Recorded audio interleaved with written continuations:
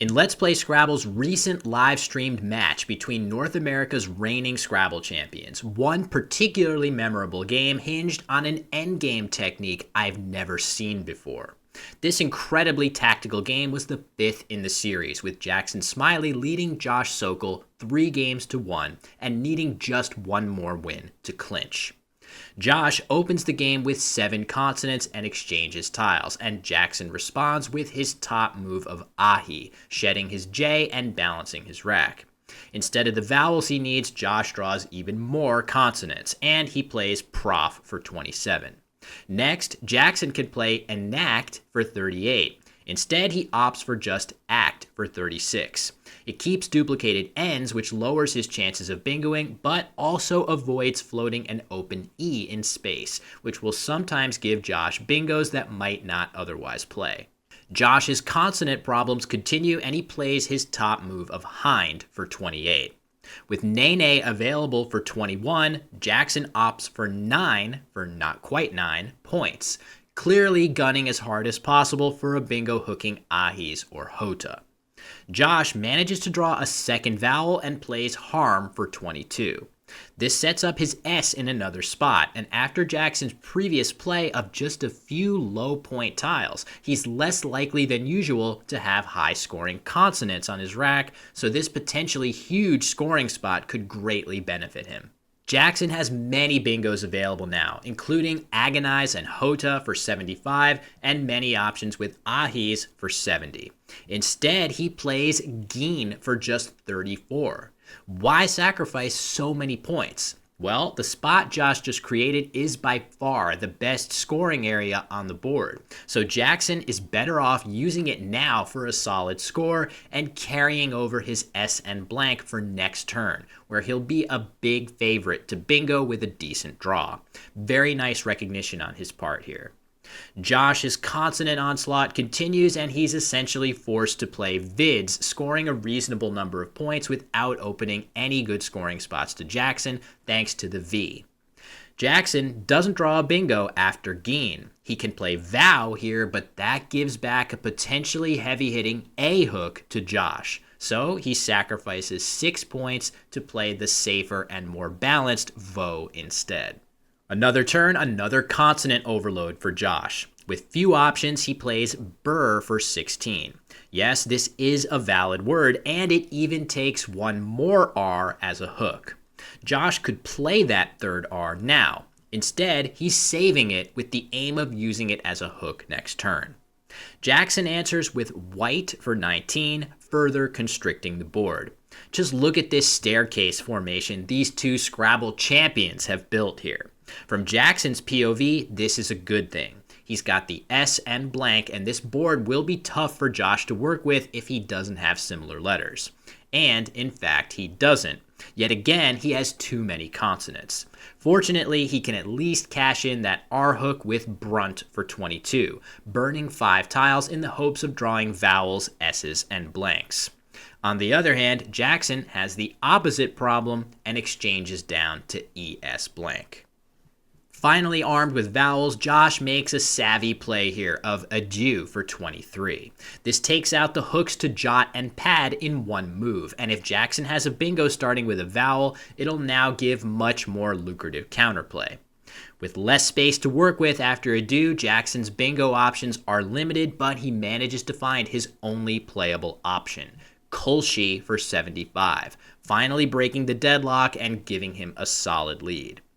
This word actually takes both S and R hooks, and Josh has both. Rather than cash them now, he plays Cooing for 24, leaving RS. I like Josh's aggression here at a deficit, especially with only one S remaining and no Rs, making Jackson unlikely to have a hook. Instead, he draws a ton of scoring power after his bingo. If he were worried about the Kolshi hooks, Phi for 29 might be a good choice, setting up his T for follow-up plays to the triple with Oft. Instead, he plays Axe for 26, looking to shed at least one of his 2 power tiles. Josh draws 4 vowels and the blank to his RS leave and plays Ovaries for 82, surging back into the lead. With all that scoring power, Jackson stays patient, playing the defensive les for 32, giving Josh nothing back. Josh answers with veto for 20, also scoring well and offering no counterplay to Jackson. Neither player is willing to give in to the other, with Jackson playing fob for 17, Josh dumping vowels in the lower corner for 14, and the board rapidly constricting further. Note that from both players' POVs here, the fourth and final S and the Q are both still unseen. Drawing the S would be an advantage, but drawing the Q could be a death sentence without the right tiles to support it. The M is also a key tile here, as the only hook to arc remaining. After Jackson draws duplicated Ys and plays U for 13, Josh makes a reasonable looking move in I and Za, also for 13. But there's an issue with this move. Keeping that I and playing AE instead allows him to potentially play quinine for 27 if he draws the Q. Playing the I removes this critical lifeline for that Q. Jackson plucks the final S from the bag, and now if he draws the Q, he'll have cheese available with fobs for a good score. Still, he knows how toxic the Q will be to Josh much of the time, so he plays gain for 14 points, grabbing as many points as he can with just one tile to limit his exposure to the Q. Although Josh is still ahead, he can't score well and lacks any prospects of playing the Q on this board. He comes up with a great idea. Door for 4 points, setting up the final O with Odor.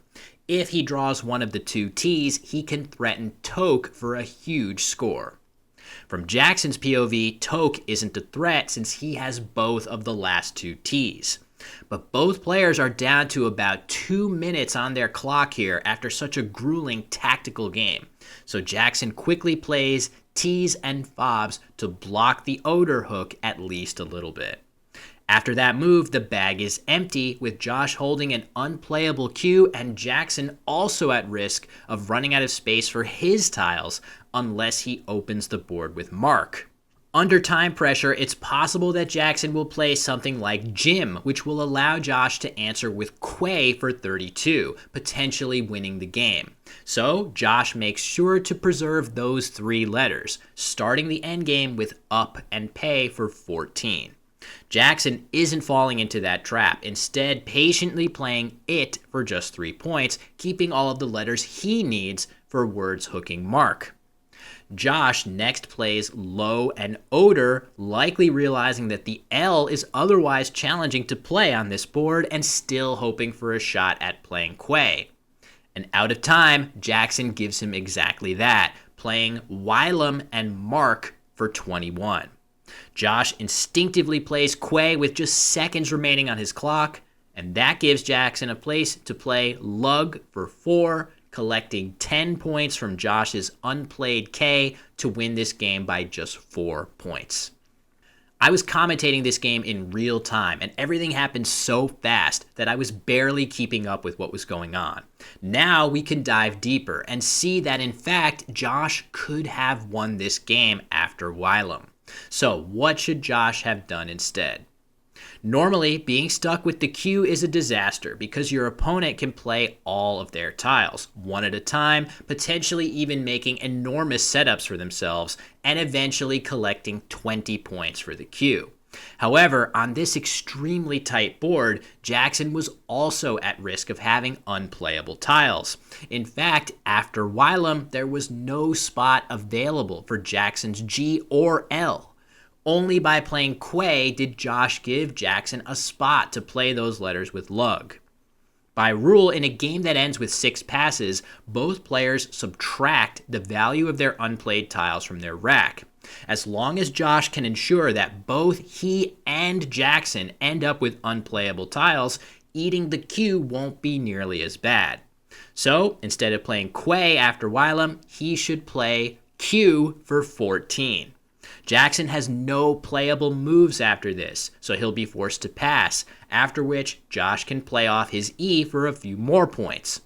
After that, neither player has valid moves, so after 6 consecutive passes, the game will end with Josh losing 10 points for his Q and Jackson losing 3 for his G and L.